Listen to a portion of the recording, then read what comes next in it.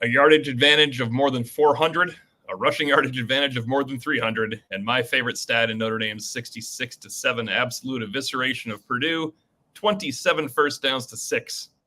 I'm Tim O'Malley with Tim Priester from Irish Illustrated with John Bryce of Football Scoop. Thanks for joining us at Irish Illustrated Overtime. Don't think anybody had 66 on their bingo card, and this puts in jeopardy something. Thought September would be the lowest scoring month in the aggregate. It was looking pretty good there after the Texas A&M and Northern Illinois games, but the Irish looked all the world like the playoff contender they were not last week. One of the better all-around performances I've seen by Notre Dame against a Power 5 team. Exactly what Notre Dame needed, obviously, after last week's disappointment. That's an understatement. You know, they played great football from the very beginning, and as we said in our instant analysis, the one thing that you figured that Notre Dame would be able to fall back on was its defense, and the defense was spectacular. We talked about the first half when Purdue was 0 for 6 on third down, 11 rushes for 1 yard, a total of 71 yards, and just 4 first downs. So they set the tone, and the offense certainly did its part. Riley Leonard, you wouldn't have known that he was dealing with some level of injury to his left shoulder. He ran the football. He had 5 rushes in the first quarter. He ended up with 11 in the first half.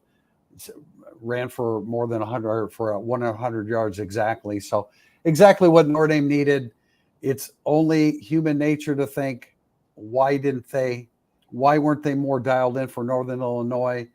Both Jeremiah Love and Riley Leonard admitted to that shortcoming the week before, but they didn't let it repeat itself here today at Purdue. Yeah, only 6 first downs, just a Herculean performance by the defense. But again, how important was it for Notre Dame once it lost the coin toss and was forced to take opening possession, to turn that opening possession into a 75-yard touchdown march? Very methodical, very workmanlike, very clean. And then, I just thought this was a team that played aggressively, attentively, and also intelligently. And they did that on both sides of the football today. They were much cleaner in special teams today. And again, a complete performance, the type of performance that Notre Dame thought it was going to have last week against Northern Illinois, the type of performance that now we have to see Notre Dame build upon moving forward. 6 touchdowns scored the first half and route to a 42-0 lead. In case you missed it and you're just wondering how they got 66, I'll go very quickly. Jeremiah Love, 48-yard touchdown run in the first quarter on the opening drive. As JB noted, it was a beautiful run, showed the speed and cutting ability that Love has. Riley Leonard with a 3-yard touchdown run. Riley Leonard with a 34-yard touchdown run, in which he looked a little like Jeremiah Love on his cutback, running through tackles and breaking tackles along the way. Riley Leonard with a 13-yard touchdown run. Then the fun started with Boubacar Traore on a 34-yard interception return touchdown, thanks to Riley Mills. And it looked like they're running out the clock until Jadarian Price went 70 yards for a touchdown. Tim Priester, that first half, I think you said it while we were gathering the back, that was a Lou Holtz first half against Purdue. I saw blowing people out. Lou Holtz was 11-0 against Purdue in his 11 years at Notre Dame, and I did see some scores very similar to this, and it was not exactly what we were expecting today. We anticipated that. I guess we kind of anticipated that Riley Leonard would likely have a physical setback today. He did. He did not, and they didn't. To Notre Dame's credit, they ran him. They ran him from the very outset. He didn't take a bunch of punishing hits. He said, that you protect yourself a little bit and try to avoid some hard contact. But, the great thing, the ground game, and if you go back and look at the Irish Illustrated, the Fighting Irish preview from Friday, this was the one area where we indicated that Notre Dame should have success is running the football. Now, we didn't expect 44 carries, 362 yards, and 8.2 yards per carry. But Purdue gave up some chunks last year, and although that they've supplemented their defense a little bit, it wasn't enough to get us to think that Notre Dame's ground game was going to struggle this week. It did not. That opened things up for Leonard, and it was a much needed offensive performance. Everybody can take a deep breath now, go back to work a little bit more, even more focused next week in preparation for Miami of Ohio, who lost today to Cincinnati and is really struggling right now. Really struggling offensively on Miami. We'll get into that more, of course, next week. I think it's important also to note Notre Dame had to kick off today, just basically exactly 7 days since it kicked off and suffered one of the worst losses in program history, and certainly I think the most damaging loss of the Marcus Freeman era. This is a Purdue team that had 2 full weeks to prepare for this contest and really had more time than that because the Boilermakers opened with Indiana State, and you couldn't get any idea that Purdue had 2 weeks to prepare for this game, even on their opening possession, which is typically scripted. And when teams are going to be at their best, it was a miserable possession for the Boilermakers. And so you just really wonder what Purdue did or what it wasn't able to do for the past 2 weeks to get a better grasp against Notre Dame. You certainly also very much compliment Notre Dame once again responding with its backs to the wall. And now we heard Riley Leonard say, now we have to play the rest of the year like our backs are against the wall. And I love the quote from Jeremiah Love, who said, it shouldn't matter if we're playing an opponent that maybe is considered not as good as us, then we should want to go out and dominate them as much as we can, as bad as we can. I thought that was a mature comment from Jeremiah Love. Now we have to see Notre Dame's maturity moving forward.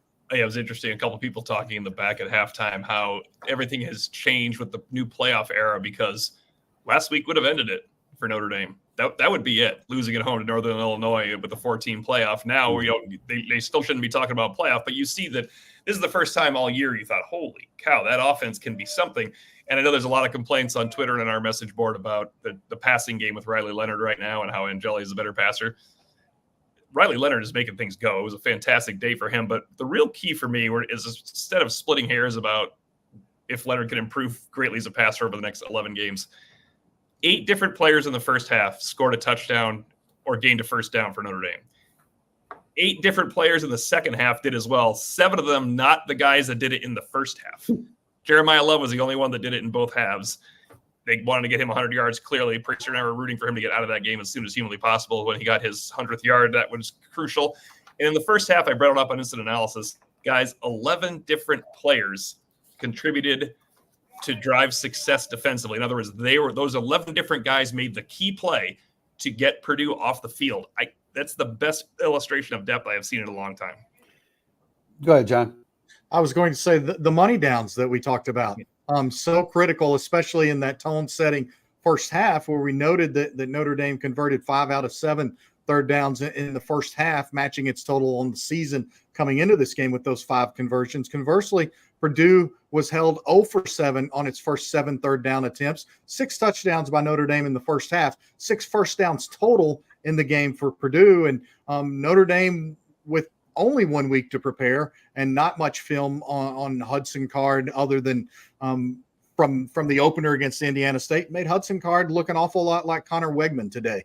And so there were so many notable things that Notre Dame did and that are encouraging things. There's just an ounce more skepticism in them because of what we saw last week. But this was exactly the response Notre Dame needed.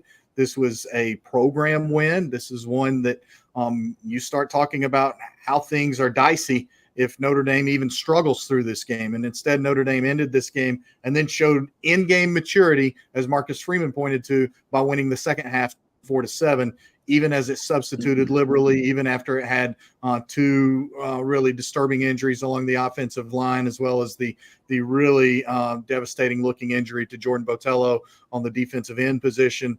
So there was maturity on display in this game. There was growth on display in this game, and we saw both of those elements continue over the entire course of the game. We'll talk about those injuries in a bit, but I want to get back to Hudson Card because he was a guy that could hurt you with his feet. There's no doubt about that. But I will say this, and it happened again today. If you go back and look at Hudson Card's performances last year, when he went up against, and this happens to a lot of guys, but when he went up against the Ohio States and the Michigans, and now today Notre Dame, he's a different quarterback. He was 11 for 24 for 124 yards. That's a 5.2 yard average per throw, I believe it is, which is not very much. He did have the touchdown pass, but the 2 interceptions, one by KVA and, of course, Traore. Probably even more telling, he was sacked 4 times. He had a total of 6 carries. So he had 2 other runs. His long run was 1 yard. And so, you took away that aspect of his game, and it was the Notre Dame defense that you expected to see. But they made Hudson Card look like the average, slightly above it. Well, he didn't even look slightly above average today, but he's done that against other teams. But Notre Dame just manhandled him. I couldn't believe he was still in the game. I think he's being punished. They had the starting tailback in the game as well. It may have been punishment because he had no business. Although they weren't going to throw at that point, he wasn't going to get hit. But we have an angry group here, Tim Priester. There's people are not happy about the passing game today, and I get that, but we should address though the one. What in here says to beat a better team, you're going to have to be able to throw the ball. Will they be able to do that? You're already convinced that he won't, so I guess he won't. But you can whine about this. You mean someone asked the question, not me? Correct. You can whine about what Notre Dame is going to do with their quarterback situation, but they're not going to change it. Okay, and so if that's a fireable offense, as some people were saying, obviously Marcus Freeman knew what he was doing today with playing Riley Leonard, and he was able to play a complete game. He missed a couple passes, but how can you look at this performance and say he didn't perform well? You're overly. We're the first ones to criticize bad performances. It was not a bad performance. It was a very solid to very good performance. He missed a couple throws. Yes, there's no doubt about that. But Riley Leonard, just as he did in game one against a lesser opponent, but he helped lead Notre Dame to victory today. How can you they scored 42 points in the first half with him at quarterback.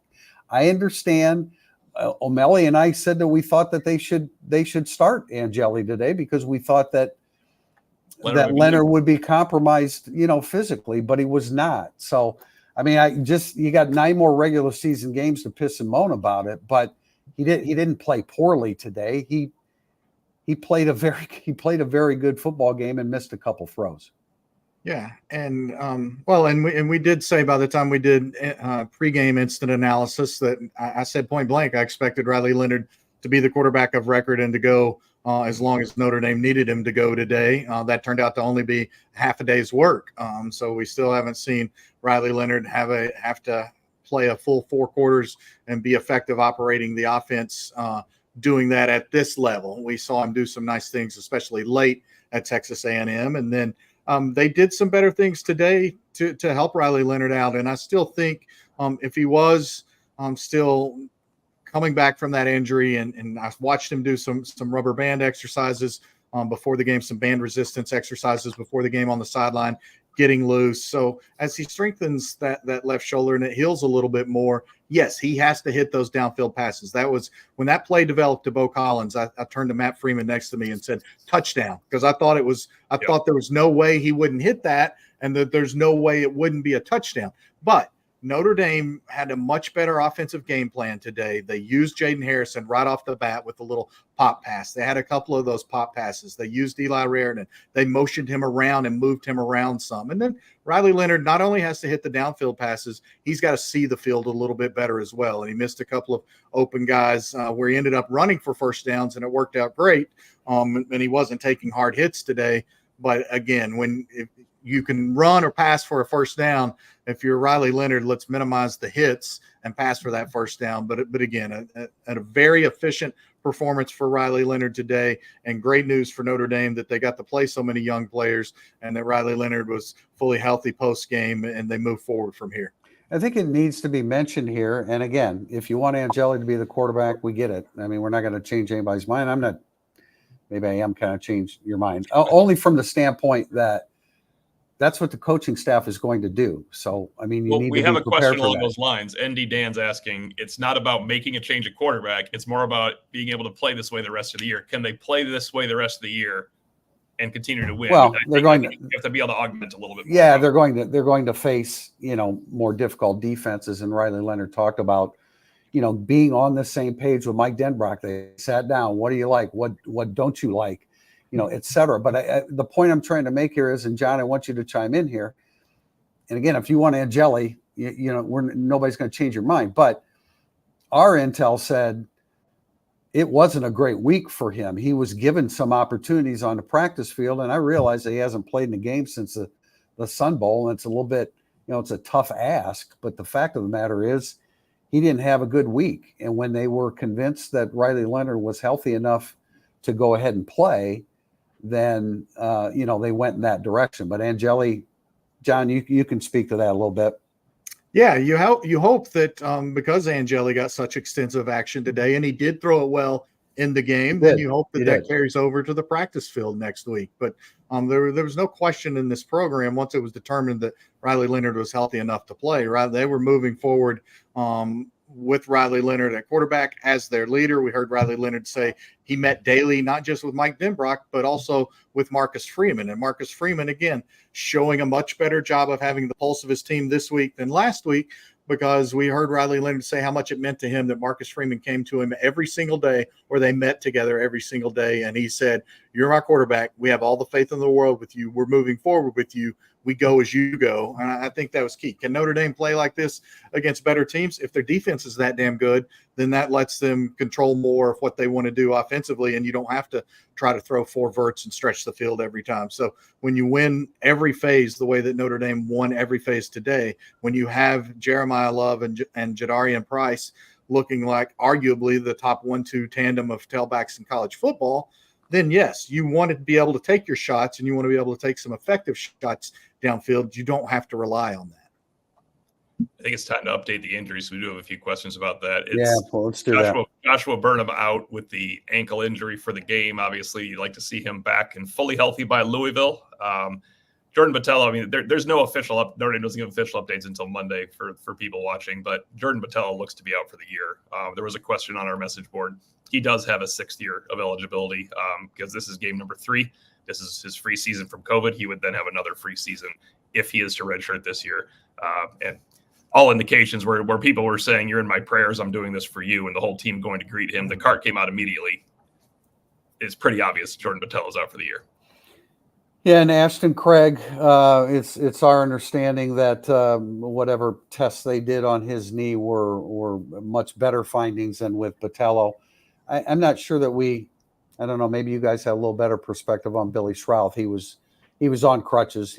Once he left the field, he certainly wasn't going to come back. But the impression, and correct me if I'm wrong, the impression is that Craig and Schrouth have injuries that they will be able to recover from this year.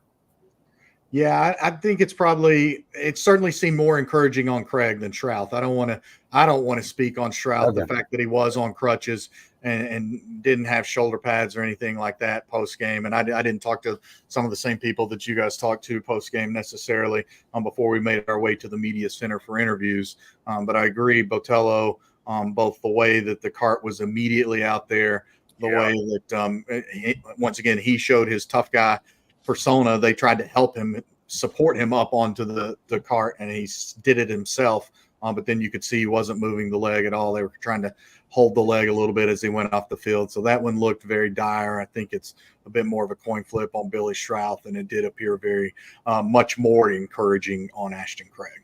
The question here, how many completions did Riley Leonard have to wide receivers? The question is it 3 or 4? I will say this, when you're going through the first downs, these guys got first downs, the wide receivers and tight ends. Bo Collins, Eli Raridan, Jaden Thomas, Mitchell Evans, and then second half, so this was not Leonard, but as JB pointed out, he wasn't in the game to complete these passes anymore. Cooper Flanagan, Jaden Harrison, Kevin Bauman, KK Smith. I know that the first downs of the passing game.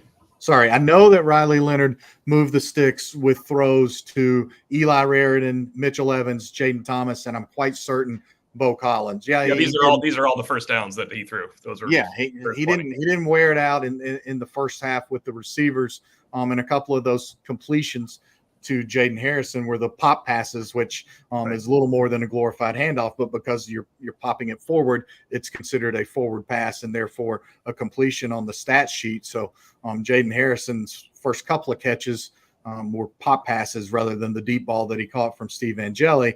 But Riley Leonard did spread the ball around. He did disperse the ball well, and then he capitalized with his legs and the legs of Jeremiah Love and Jadarian Price. A couple guys, it's good to see Jaden Thomas get a little bit more involved in the offense, and it's certainly good to see Mitchell Evans with 3 receptions. He and Eli Raridan tied for the team lead with receptions. Speaking of good to see a guy get into play, Eli Raridan badly needed a game like that. But Mitchell Evans is just, he's such a game changer for Notre Dame. When you see him weaving his way through traffic a little bit, you see a little bit of the old Mitchell Evans pre-ACL tear in Game 9 of last year. But, both quarterbacks spread the ball around. I thought Angeli threw the football very well also, but and probably a little bit more accurate than Leonard did. But Notre Dame likes what Leonard brings in the run game. When you combine him in the run game with the other 2 running backs, you have something pretty special as it relates to the rushing attack. It is what it is. Like, this was a great performance by Notre Dame. Could we stop for a second and just at least acknowledge that it was a great performance by Notre Dame? But they're going to have to continue this. Miami of Ohio is reeling a little bit, and that Louisville game in a couple of weeks is going to be really, really challenging. And Shammy makes a good point. He says, well, surely the idea is that the passing game is going to grow and develop under the course of the season. That this is not the Riley Leonard's best. This was Riley Leonard's best to date for Notre Dame. And this is, I would say, probably 9 more passes because he would play in the second half. This is the system that they have designed for Riley Leonard. Riley Leonard running the football and Jeremiah Love running the football and Jardarian Price and throwing over the seams to Evans and throwing short to Eli Raridan and throwing short to Harrison. This is what they envisioned. I think they envisioned a little bit more downfield, though, than we're getting. Yeah, and I would like to make a couple of quick points here. And Riley Leonard himself referenced post-game that, I missed spring ball, and so I really only had camp to get to know Denbrock in terms of what he liked in the offense, what he felt really good going out and executing, where his comfort levels are and things of that nature. But also, let's remember, this is just Riley Leonard's 3rd game basically since October of last year, because he was completely ineffective when he tried to return from injury after Notre Dame and ended up shutting it down for the year. So there is a brand new system. He said this is his 3rd offensive coordinator in 5 years of college football. And then there's been injury, and then there's been the layoff, and then there's been the injury that wasn't as severe but robbed him of the spring practice sessions. And mentally, he did everything in the world he could do, and we saw him taking mental reps even in the spring game on air and making the proper reads there. It's still not the same as being able to actually do it. So this is just game 3 of Riley Leonard at Notre Dame, his best game by far. They're still learning one another. I think that's key. The other thing I would like to point out, and as we had to see Pat Coogan come in at center and Rocco Spindler come in at left guard, that I think is key is that all 3 games already, Notre Dame had been using Spindler and Coogan on special teams. They've been using them on PAT and on field goals. So they had at least been hit in a game before. They'd at least had some game action before. And I think that probably helped them transition more quickly today, because those injuries didn't occur and they got thrown into a game for the first time since last season or since the Sun Bowl. No, they got thrown into the game today on an every down basis, but they'd already been hit even earlier in this game. What do you have, Tim? You saw you were amused by.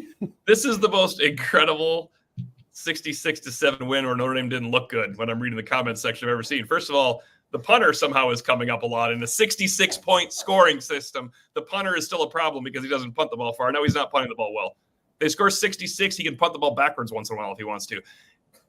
Apparently last week ended it for a lot of people, because I have never seen a list of questions this upset in a 66-7 victory in my life. Last week was terrible. Notre Dame never should have lost. Shame on Notre Dame for taking them lightly. There's no reason to take anyone lightly when you're the players that lost 2 years prior to Stanford and Marshall and the same coaching staff. The coaching staff never should let that happen, but that's over. They looked as good as they possibly could have this Saturday. No, they'll never look better. So if you're not enjoying this, there's a problem. They're never going to look better this year than this. Tim, and they couldn't play so well today that it would result in a win last week. Right. That was it just wasn't. Like, I understand the disappointment with last week, but hey, this is Notre Dame football. They'll never look better. No one alive is going to see Notre Dame look better. No, they play game 4 next week with a chance to be 3-1, and hopefully then they have a chance to be 4-1. That you can't change history. They blew it. They blew it. Riley Leonard did not play well. A lot of guys did not play well, but that's the quarterback that Notre Dame brought in, and if he's healthy enough to play, they're going to play him. And as you say, Tim, they played as well as they possibly could today, but you can't do anything about last week. So one brick at a time. It was what I wrote in my Thursday thoughts this past week. One brick at a time. That's all you can do. You can't change if it impacts the way you feel about the next game. Did you guys mention that they're going to beat Georgia? Because apparently we mentioned they're going to beat Georgia on this thread. You guys think Leonard's offense could beat Georgia? Really? No, I don't. Did I? I don't think. No, I don't think Notre Dame could beat Georgia. Period. I think we didn't think they could beat Georgia before the season started, though, either. So I'm not sure why that's exactly. Right I think Texas might be the only team. They wouldn't beat Georgia with Steve Angeli either. I mean, they're not that good. They're not a good enough team to do that. What are we? They're 2-1. They play next week. There's another game. They played well here. The punter has been bad. People are going crazy. The punter has been bad. That's true. We'll just acknowledge it. James Riddell is not flipping the field. Right. He hasn't well, right? He's not, but he hasn't hurt them in any way. He's not punting. Well, they're 34 and 38 yards. He had a 45-yarder today, and we were shocked. Obviously. But also, I would point out, in the interest of full transparency, Purdue couldn't return a single punt today. So he did not hit them well. He's not hitting them well.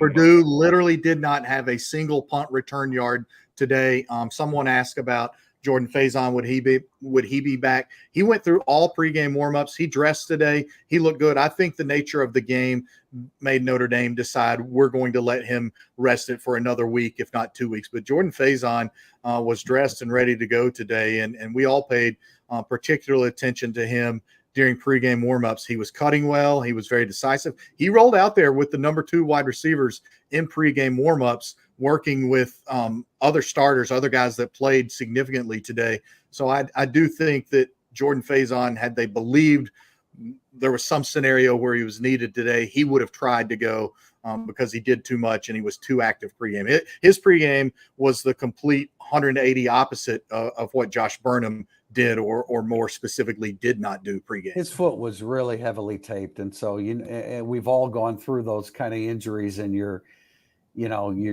taping it, you're uncomfortable. I didn't think he looked particularly uncomfortable, and again with the punter, there have been 3 punt returns in 3 games. So as ugly as it sometimes looked, no one has adjusted to his ugly punts to make Notre Dame pay for it. Any other positives from today in the 66 points that you guys saw? Kennedy Urlacher. Yes, no, Kennedy Urlacher. Bryce Young on an early kickoff. Maybe the first kickoff. Oh, it was their first kickoff. The first kickoff. He absolutely decleated a dude. He got a lot of valuable playing time today. They're going to need more from him. Obviously, Boubacar Traore is set to take on a lion's share of extra reps with the Botello injury, but they need to continue to grow and develop Bryce Young. KVA continued to make some more plays today. Jaden Osbury showed up a couple of times. Kennedy Urlacher, of the guys that got the most extensive work with the reserves on the defensive side of the ball, I thought flashed the most, made some big time plays. Saw a little bit from Leonard Moore. And then how about special teams guy Max Hurlman, the transfer from Colgate, who just sort of wanted the chance at Notre Dame, gave his all to make the team as a graduate transfer walk-on. Then he's starting on multiple special teams units. They even let him return a punt later in this contest, but he had a tackle early in the game on special teams. So that's a bright spot for me, because you love a story like that. And Max Hurlman has a really good story. Number 37. Number 37. I want to mention R.J. Oben. He started today. He's only credited with 1 tackle. It was a good play. And look, Purdue couldn't run against Notre Dame. So if there's a weak link, that's certainly going to show up at a certain point in the game. And there wasn't. The longest run, what was the longest run by Purdue? It was an 11-yarder, I think. An 11-yard, yeah. Reggie Love had an 11-yarder. Maccabee, who has rushed for like 1,800 yards the last 2 years, 9 carries, 19 yards, long run of 4. So they did a great job. They played really good team defense. Oben is obviously going to probably stay in the starting lineup. I don't know that Burnham would be ready by next week. Right. Either way, it's very important that he starts to play good football for them because he's a bigger body and their numbers weren't necessarily great at defensive end going into the season, and they're much less now with Botello's injury. Kentucky's up 10-0 on Georgia, so hopefully Notre Dame doesn't play Kentucky either. And I don't think Rendell would punt very well against Kentucky or Georgia, no matter what they tried to do out there. But yeah, it was. I think the key leaving the game is, and just interrupt myself, if you didn't see the Bryce Young play on the first kickoff, everybody has to rewind that because it was an audible, not like an O from the press box. It was like a concern for the guy's life. That was one of the brutal hits I have seen in modern football. I thought the flag was going to be for unnecessary roughness on Young during a play. He just ran down. It was not a blindside. He just ran down, squared someone up, and buried him. I mean, somebody said on our first show after the Texas A&M game, he's going to kill someone this year. It almost happened 2 weeks later. Yeah, no, he's around the ball on punt team, and he's going to. I'm sure as they move forward, he's going to play more and more at the strong side defensive end. But look, hey, Notre Dame played really, really well today. That's all we're saying. We're not sunshine pumpers. You guys know our work. We're not covering up. But would they have beaten Alabama by 59 today, Tim? I'm not sure. Well, they wouldn't have, and they probably wouldn't beat Alabama at any time this year. I don't know. Georgia would probably be a little bit more difficult. We're not making excuses. We're simply trying to recap the Notre Dame Purdue game, and they played really well, and they got a W, and they've got a chance to win three of their first 4 games next week. They beat a former rival by 59 points on the road to bounce back from a debilitating loss. And now you can look at Notre Dame and think 1 week at a time, as Tim Priester wrote, 1 brick at a time. But it's not just hope now. You're not relying on hope. You've seen what Notre Dame can do at their best against a team. And there's a few things in here. There's a great point. I missed the question. I'm sorry. Let's not pretend Purdue didn't tackle poorly. Purdue tackled very poorly today. I mean, Notre Dame, Jeremiah Love erased angles and Riley Leonard runs through tackles. That's what he does. But they did tackle poorly today. They'll encounter better defenses than Purdue. See that question there? Does this early season have 77 vibes? Beat Pitt early, lose unexpectedly at Ole Miss, 3rd game against Purdue. I guess there's a correlation there. I'm not. Notre Dame won the national title in '77. I don't think Notre Dame's going to. I think Notre Dame can still make the playoffs. But imagine saying that this last week, 7 days ago, right now. Well, yeah, that's the difference. Yeah, but do I see them winning a national title like the '77 team did? Circumstances have changed 47 years later. I want to throw out my stat about the scoring one more time since I did an instant analysis, but I was just double checking again. 66 points, at least all the way back to 1980. The most points Notre Dame has ever scored against another power conference foe. I can't find Notre Dame scoring more than 66 points. JB, Notre Dame has never scored in that entire thing. Yeah, I was born in 1960. Notre Dame has not scored 70 points since I was born, and so you have to. Again, I haven't had a chance to look it up. I know they scored 70 something against Haskell in the 30s or 20s or 40s or somewhere along there. And I just kind of felt like they were going to get an accidental touchdown at the end, whether it was a defensive score or somebody just broke a tackle and pushed them up to 73. I was kind of looking forward to that. But yeah, the most points ever against a power conference opponent, the most points ever against anyone, at least since 1980, beyond you're saying. And also, by the way, for those folks that really love the history of this interstate rival, it's the worst loss in the history of Purdue football. Bad punting, great game all around, right, guys?